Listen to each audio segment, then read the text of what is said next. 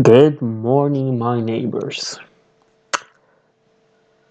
I want to talk about this for some time, but the opportunity never really came, or I didn't see it fit at the time, or yada yada. There was always something. Was it because of the backlash against the YouTubers talking about this? Probably. And probably this video won't last much. It won't be seen anyway, but I have to get this off my chest. No, The Last of Us 2 brings unfortunate bearings of ill news because in this point we have a sequel to a very beloved game that butchered everything it really had going for itself. Now, I could go into the spoilers, but I feel like that's another way to get my channel or my video yeeted. Okay, so this is how it works. Yeah. Okay. And I don't really want to lose anything. That's, well, the profit of years of work. But I'll go through the steps a little to explain the situation and my opinion about it. There have been rumors that Naughty Dog has been treating its employees badly. The writer for Legacy of Kain and Uncharted was fired, which happened to be a woman, ironically, and probably one of the best writers in video games. The video game spectrum industry, yeah, and the video game industry, and they just fired her because, I don't know, some problems with Neil Druckmann, I think, whatever. And they worked on The Last of Us 2, a sequel to beloved Last of Us, which has really a nice story and likable characters. And then the leaks came out. I would really want to talk more about them, but spoiler alerts and, well, the security of the channel kind of makes me reluctant to that. But to put it in broader terms, people don't like golfing anymore at this point, and that's what really butchers it. The way they treated their characters in the sequel. I think this is one of the biggest problems because if we look at what Neil Druckmann said or other game developers that are so proud of The Last of Us 2, you'll see that they think the problem is Abby. The female character happens to look like Test on his second run in WWE. And if you don't know what I'm talking about, you should probably search that one out because, yeah, it's kind of point on. Now, that aside, a change in characters, main characters, is not a bad thing. Sure, God of War is defined by Kratos and his actions and his story, his journey from killing Ares to killing Baldur, I think it's correct. That is his story, but his story is not necessarily only his. It can be based upon his son. Now, this example of God of War is one of I really like to put in because it's a story where there is one main character and one main character alone. Let me give you another story, another game that does good with changing main characters around. Warcraft 3.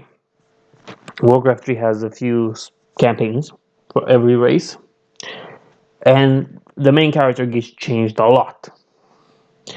In the Orc campaign, you play as Thrall. In the Human campaign, you play as Artress. In the other campaign, you play as Artress again, so I think that's where they messed up a little. And the Night Elf campaign, you play as Tyrande and Malfurion. So everything has its points. Characters change, and a series shouldn't really be focused just on one character, and that's about it. Though you could feel like Warcraft 3 was focused on one character, that being artist, but that was his journey, followed by the side journeys of everyone else. Changing main characters is not a bad thing. It can work. Having Abby might really have been an interesting concept if they didn't butcher the story the way they did. Because the leaks show us that, yeah, it's gonna be bad. And that's really the problem. It's not really the gameplay. Because as you can see on screen with this trailer, things look kind of fun. They're dogs. Get to kill people, you get arrows and stuff, and all the good things. But it's this situation of the story being worse and worse that really makes the game feel bad. Because if the story is bad, I don't think the gameplay can solve problems. Though I think most people would rather believe that. And yeah, I have to do something about this one. One of the main problems is the way they butcher the stories and the main characters. But that's not really it. After the leaks have came and people were seriously disgruntled by it, other things happened. It was Naughty Dog's and Sony's interaction with people that had criticisms for their game on YouTube. The way they took down videos, copyrighted them, or anything else. The way Neil Druckmann came out and some might even suggest it was a bad idea that had he made the video in 480p. Video quality isn't really a problem, especially I'm not the one to judge someone on his video quality when I make low quality content like I do right here. Am I? But the thing is, the way they've treated the situation is they've alienated their fans, the people that wanted to play this game, that were really curious about it. And the way they've treated the whole situation only proves us that the leaker is real, the hero that saved people millions, if billions of dollars. Well, not one person, but the whole gaming community. Yeah, and sure, there'll be those that will buy the game. Of course, there's always is that people that buy it don't like it. I'm sure that even there was even somebody that somebody that liked Right to Hell Retribution once. Although that is beyond my comprehension why. They've alienated their fans. They've turned against their fans by calling them homophobes or being scared of women. I don't really get the homophobe one, but whatever. And now we are here where we have a launch date. It's gonna be earlier than SpongeBob SquarePants Battle for Bikini Bottom Rehydrated.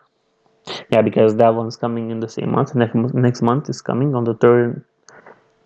The I forgot the date about it, but I'm really awaiting that one. The moment when you're awaiting a SpongeBob game more than you're awaiting a Naughty Dog game. Okay, they've made mistakes. They could have treated the situation way better by getting, I don't know, making a better story. But the way they've done this, they've lost touch with their fan base. They lost touch with what made them great and what people liked. And if you lose touch with that as a big video game company, you basically lose a lot of money. And that will be seen once it's released. There'll still be people that will buy it, of course, but there'll be more people that wanted to buy it and just didn't because it was not worth it for them. It was not worth the time or their money, especially not with that kind of story. It's really sad when I think about it. But yes, this is the way video games are now. Neil Druckmann said that Anita Sarkeesian was something very important for him. Like he learned from that how to make better characters, to not have old brawny men and lean women. Now we have brawny women and lean men. That's quite a predicament, isn't it? You either fall for one or fall for the other. You risk either being called a misogynist or just going way too overboard with something until people that support you don't like you anymore. There's never a way to do both of them right, honestly. That might have been once upon a time. There might have been a way. But now it's just things just don't add up. And I don't think The Last of Us will have that great of a success as the first game had. And maybe that's good. Maybe we need more of that. We need more people telling us the truth about things. And we need to make conscious decisions ourselves. Yeah, the story is bad. Most of us agree on it. Good. Then the only way to really vote on this situation and prove our point is to vote with your wallet. Or rather with saving $16. Because trust me, $16 is a lot of money for someone in my country. And just moving on. Yeah, that was all.